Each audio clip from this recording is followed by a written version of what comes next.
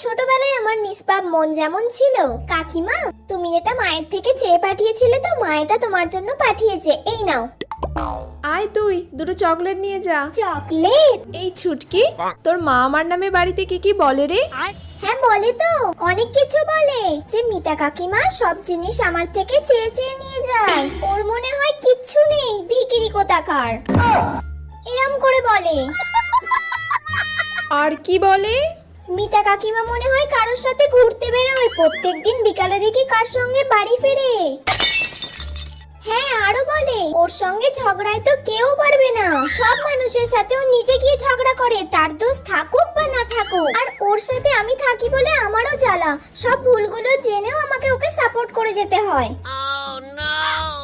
তাহলে কাকিমা আমি এত কিছু বললাম, এবার আমাকে চকলেট দাও। চকলেট খাবি? এনে খা।